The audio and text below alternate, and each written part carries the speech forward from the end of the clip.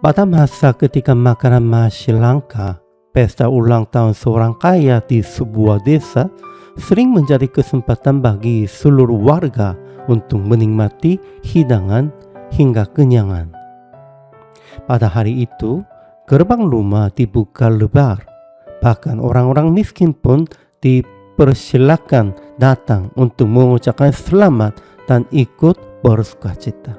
Tuan rumah dan para tamu berbaur dalam suasana penuh kehangatan dan kebersamaan.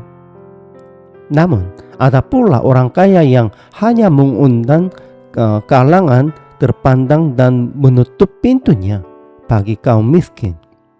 Kedua orang itu sama-sama mengadakan perjamuan besar, tetapi kesan yang ditinggalkan di hati masyarakat sangat berbeda.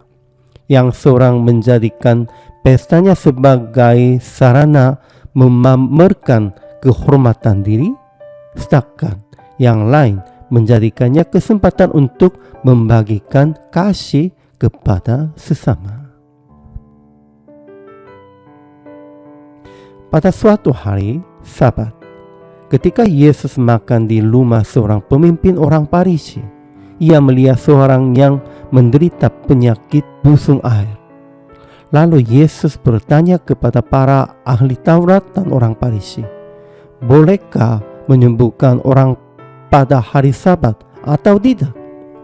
Setelah tidak seorang pun menjawab, Yesus menyembuhkan orang itu.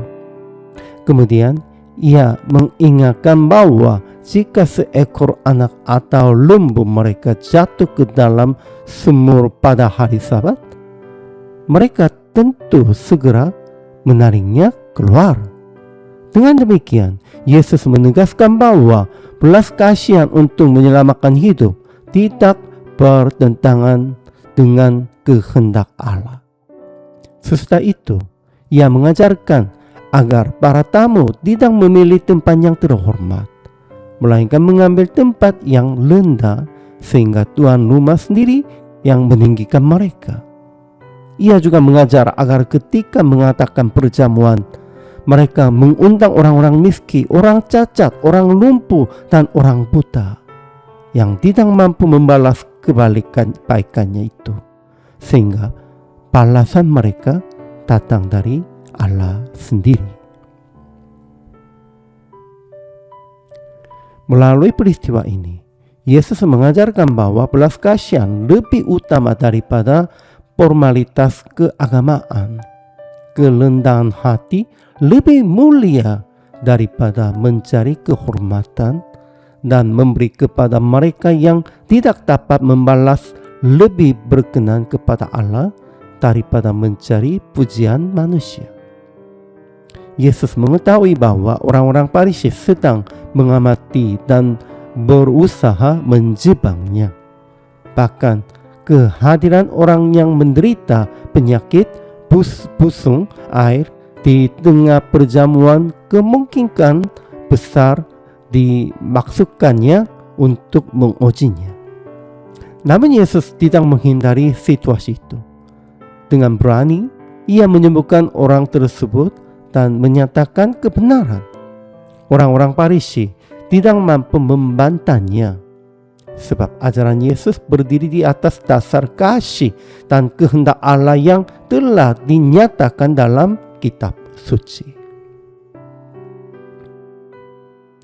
Yesus melihat para tamu berlomba-lomba mencari tempat yang paling terhormat dan menyadari bahwa mereka lebih mengejar penghormatan manusia daripada perkenaan Allah. Karena itulah ia menegur mereka dengan maksud membawa mereka kepada pertobatan, bukan untuk mempermalukan mereka. Tegurannya merupakan ungkapan kasih yang mengundang mereka berbalik sebelum hari penghakiman tiba. Dengan kata lain, Yesus sedang menghidangkan sebuah perjamuan rohani yang memberi kehidupan melalui firman-Nya. Oleh sebab itu, apabila ajaran Kristus ingin nyata di dalam gereja dan masyarakat, kita harus lebih dahulu membuka perjamuan, kerendahan hati, belas kasihan, dan pelayanan kepada mereka yang lemah. Sehingga melalui hidup kita, kasih Allah dapat dirasakan oleh banyak